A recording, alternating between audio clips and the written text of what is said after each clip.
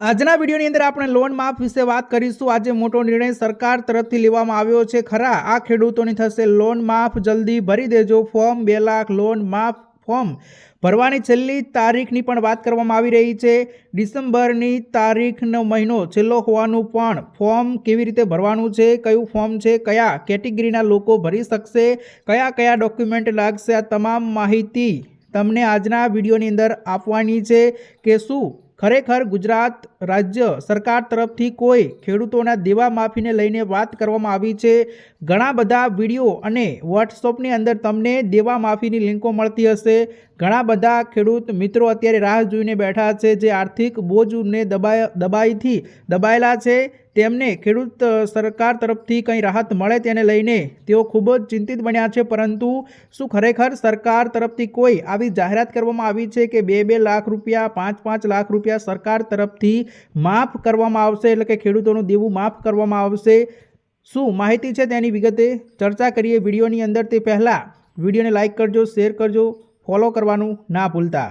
વિડીયોની શરૂઆત કરી લઈએ આપણે લોન માફ વિશે। અહીંયા વાત કરીએ તો પાક ધિરાણ લોન માફ એટલે કે ખેડૂતોની ખેતી માટે લેવાયેલી લોન લેવાયેલી હોય, બીજ ખાતર લેવા માટે, દવા, સિંચાઈ અને મજૂરી માટે જ્યારે કુદરતી આફત આવે, ઓછો વરસાદ પડે, ભાવ ઘટે કે નુકસાન થાય ત્યારે આ લોન ચૂકવવાની મુશ્કેલી બની જતી હોય છે।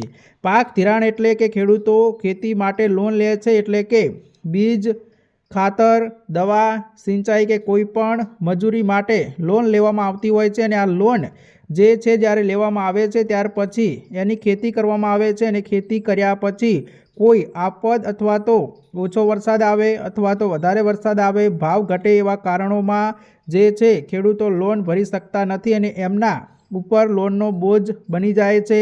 એવા સમયે જે સરકાર જ્યારે લોન અમુક ભાગ કે આખી લોન માફ કરે અને પાક ધિરાણ લોન માફ કરવામાં આવે છે। મિત્રો, આવા કિસ્સાઓમાં સરકાર તરફથી થોડી લોન માફ કરવામાં આવે છે, અથવા તો અડધી લોન માફ કરવામાં આવે છે, અથવા તો બધી લોન માફ કરવામાં આવે છે, અથવા તો આવા કિસ્સાઓની અંદર વ્યાજ પણ માફ કરવામાં આવતું હોય છે।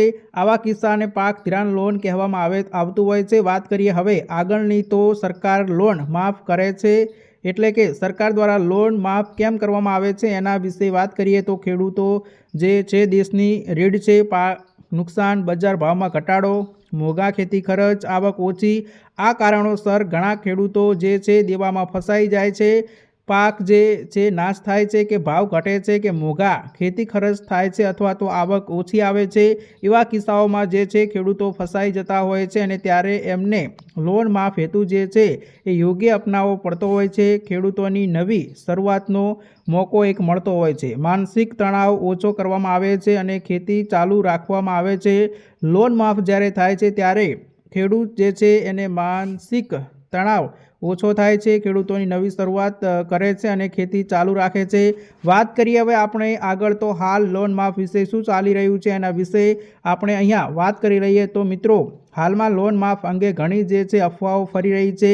કોઈ કહે છે બધી લોન માફ થશે, તો કોઈ કહે છે ફક્ત નાના ખેડૂતો માટે। પરંતુ સત્ય એ છે કે સરકાર જ્યારે પણ લોન માફ લાવે છે ત્યારે ચોક્કસ તારીખ, ચોક્કસ શરતો, ચોક્કસ કેટેગરીના ખેડૂતો આધારે નિર્ણય લેવામાં આવતો હોય છે। અત્યારે તમે સોશિયલ મીડિયા ઉપર પણ જુઓ અને સમાચાર ઉપર પણ જુઓ તો ઘણી બધી અફવાઓ અત્યારે ફેલાઈ રહી છે કે આ જે છે આટલી લોન માફ થશે, આ ખેડૂતોની લોન માફ થશે, આવા ખેડૂતોની લોન માફ નહીં થાય। તો આ તમામે તમામ મિત્રો અફવાઓ છે। જ્યારે પણ સરકાર તરફથી ઓફિશિયલ લોન માફ કરવાની હોય છે ત્યારે સરકાર તરફથી જે છે એક વિશેષ માહિતી, વિશેષ પરિપત્ર જાહેર કરવામાં આવે છે અને આ પરિપત્ર મુજબ તમામે તમામ અંદર જે લખેલું હોય કે અહીંયા આ કેટેગરીના ખેડૂતોની લોન માફ થશે, કઈ મર્યાદાના ખેડૂતોની લોન માફ થશે, આ તમામે તમામ માહિતી પરિપત્રમાં આપણને જોવા મળતી હોય છે। અત્યારે વોટ્સઅપ ફોરવર્ડ કે ખોટી પોસ્ટ પર વિશ્વાસ ન કરવો, એટલે કે તમને કોઈ વોટ્સઅપ પર અથવા તો કોઈ અધર સોશિયલ મીડિયા પ્લેટફોર્મ પર તમને મેસેજ આવે છે કે લોન માફ કરવાની છે, આ લિંક ઉપર ક્લિક કરો, તો એવી કોઈ પણ અજાણી લિંક ઉપર કે અજાણ જે પોસ્ટ ઉપર વિશ્વાસ ન કરવો। અત્યારે કોઈ સરકાર તરફથી લોન માફીને લઈને કોઈ સત્તાવાર રીતે નિર્ણય કરવામાં નથી આવ્યો।